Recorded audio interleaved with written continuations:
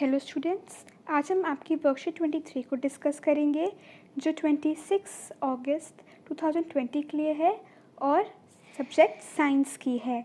तो चलो शुरू करते हैं। जीवन की मौलिक इकाई अंतःद्रव्य जालिका।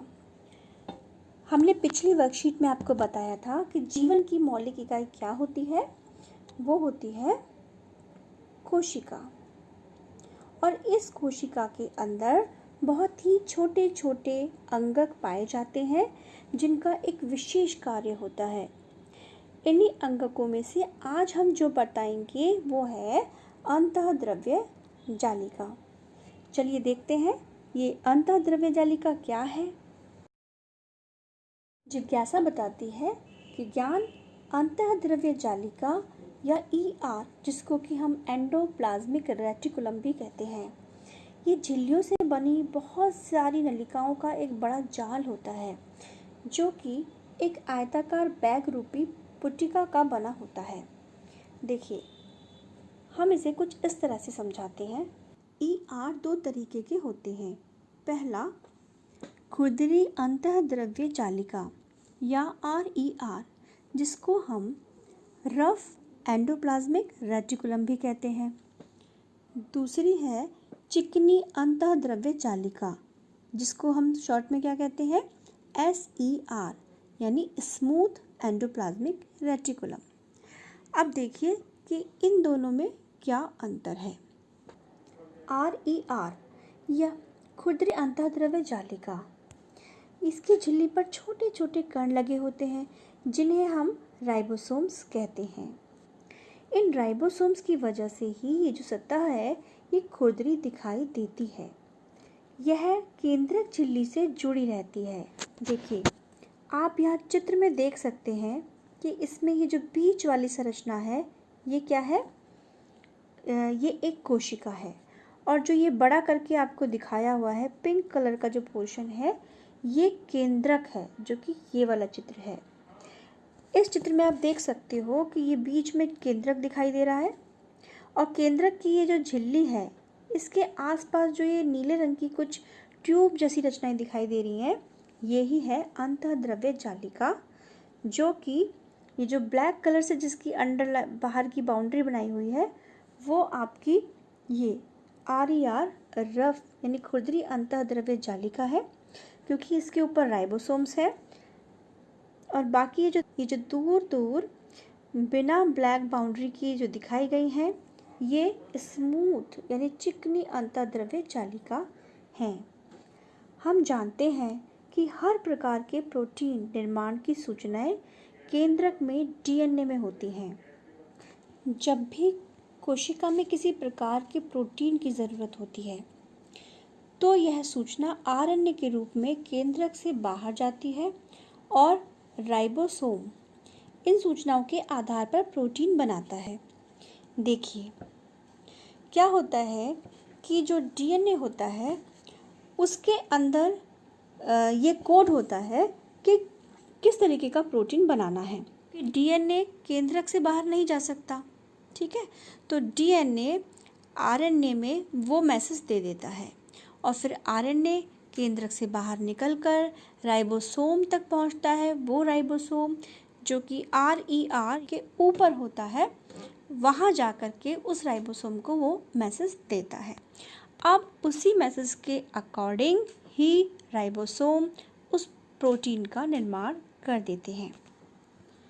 ये प्रोटीन RER के द्वारा कोशिका के विभिन्न हिस्सों तक पहुंचा दिया जाता है।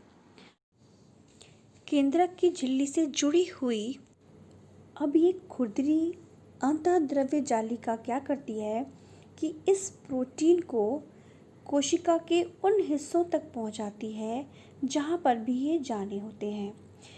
ये प्रोटीन छोटी छोटी वेसिकल्स में बंद होकर के कोशिका के उन दूसरे हिस्सों तक बड़े ही आराम से पहुंचा दिए जाते हैं। लेकिन चिकनी अंतःद्रव्य जालिका में कोई भी राइबोसोम नहीं पाया जाता, इसीलिए वह चिकनी दिखाई देती है। कोशिका के ये कई कार्यों में सहायता करती है, जैसे ये कोशिका के लिए जो आवश्यक वसा और लिपिड पदार्थ हैं उनके अणुओं के बनाने में सहायता करती है। कुछ प्रोटीन और वसा कोशिका विभाजन के समय कोशिका झिल्ली बनाने में सहायता करते हैं।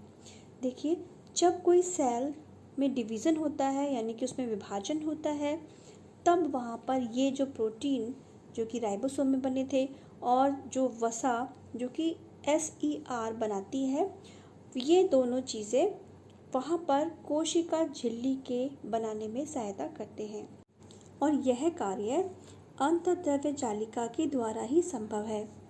इस प्रक्रिया को हम क्या कहते हैं? झिल्ली जीवात जनन कहते हैं। इसके अलावा ER के कुछ और भी इम्पॉर्टेंट रोल्स होते हैं। देखिए, पहला है कि जो ER है ये कोशिका के लिए कई तरह की जैव रासायनिक प्रक्रियाओं को होने के लिए सतह प्रदान करती है, यानी कि कोशिका में जो रासायनिक प्रक्रियाएं होती हैं उनको होने के लिए सतह या जगह प्रदान करती है। दूसरा पॉइंट है कि कशेरुकी किनको कहते हैं? वो जीव जिनमें कि रीढ़ की हड्डी पाई जाती है, उनके लिवर कोशिकाओं को यानी यकृत कोशिकाओं को कई जहरीले पदार्थों से मुक्त करने में ये SER अपनी मुख्य भूमिका निभाती है।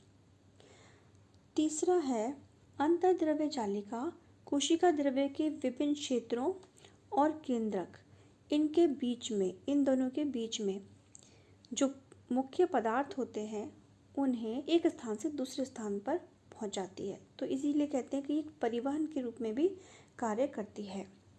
इसके अलावा जो ER कोशिका है वो जालिका तंत्र का भी निर्माण करती है। चलिए बच्चों, अब इसके कुछ प्रश्न उत्तर भी हम देख लेते हैं। इसका पहला प्रश्न है, अंतःद्रव्य जालिका के 2 प्रकार के नाम लिखिए और उनमें अंतर भी स्पष्ट कीजिए। हमने ऊपर पढ़ा है कि अंतःद्रव्य जालिका जो है वो 2 तरीके की होती है। पहला कौन सी होती है? RER और दूसरी कौन सी होती है? SER। RER को हम क्या बोलते हैं? जो हमने ऊपर पढ़ा था कि ये होती है खुरदरी अंतःद्रव्य जालिका और इसको बोलते हैं चिकनी अंतःद्रव्य जालिका।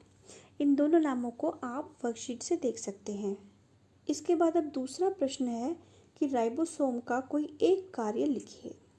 हमने ऊपर अभी वीडियो में भी देखा था कि राइबोसोम का जो मुख्य कार्य होता है वो क्या होता है? प्रोटीन का निर्माण करना। तीसरा प्रश्न है, झिल्ली जीवात जनन किसे कहते हैं? ऊपर देखिए, ये एक प्रक्रिया है जिसमें था कि प्रोटीन और वसा कोशिका विभाजन के समय कोशिका झिल्ली बनाने में सहायता करते हैं, जो कि अंतःजालिका द्वारा ही संभव है और इस प्रक्रिया को ही हम क्या कहते हैं? झिल्ली जीवात जनन कहते हैं।